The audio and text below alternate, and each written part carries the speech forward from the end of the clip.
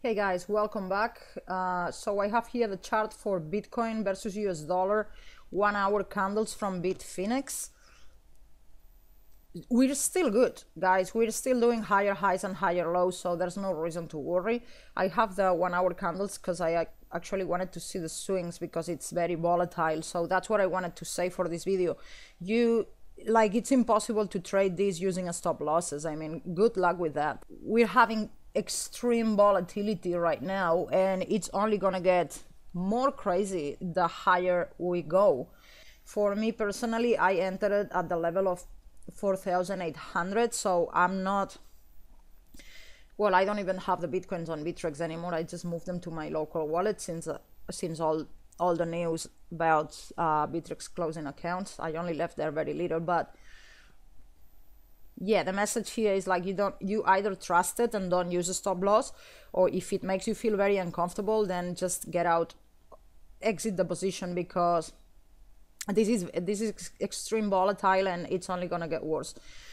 But it's still uptrending. Every time we have a dip, it's higher than the previous dip. Every time we have a high, it's higher than the previous one. So we're fine. We're very fine.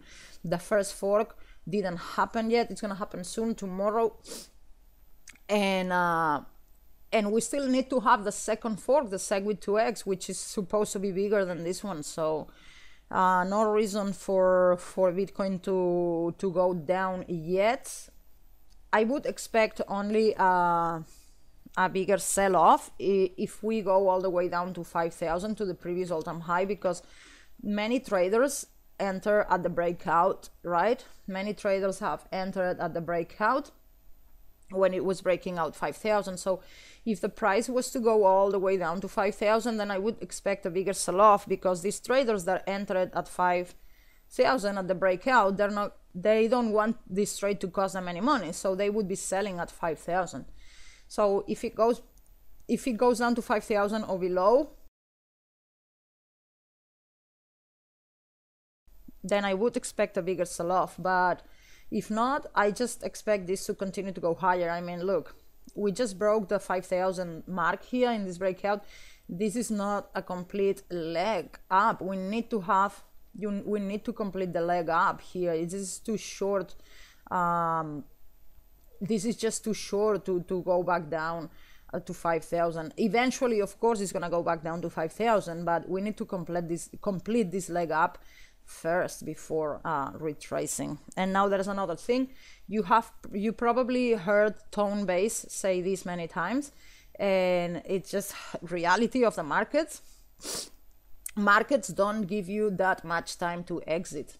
If we were gonna have a crash or a market meltdown, you wouldn't have this much time to exit. You would have had, if you're lucky, a few hours. And especially in this type of market conditions with this volatility and and being crypto, you would have had a few hours to exit, and we would have been all the way down here, just like in this one, in this crash here, or in this crash here, all the way down.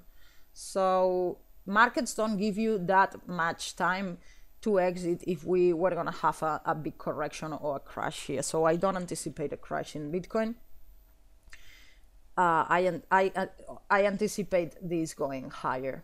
So, and what's a little bit concerning though is the market cap. So I took a screenshot and I put it here in Photoshop as usual. We are getting very tight. This uptrend support, it's been tested again. So it didn't touch here, but almost. Okay, let's not count this one, but it's been 3 times already. 1, 2, and 3. This is either hold it here and go up, or yeah, it's getting very tight. We are at the limit. We either break out or break down here. I expect to break up, to be honest. I still expect this to break on the way up, but we're getting very tight. I guess we will find out very soon. I'm gonna be watching this for the next few hours. If it breaks on the way down, I would expect a sell-off all the way down to the 150 billion is the first obvious support here.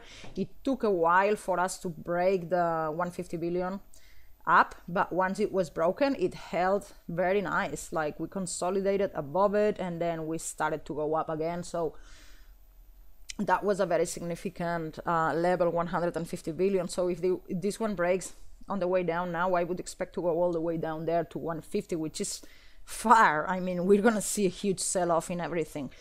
And so what you can expect from that, you have basically three options. If this line breaks on the way down and we go to 150, there's three options, because this chart is for the total market cap, altcoins and Bitcoin. So 50% of this movement accounts for Bitcoin and the other 50% for the rest of the altcoins market, more or less.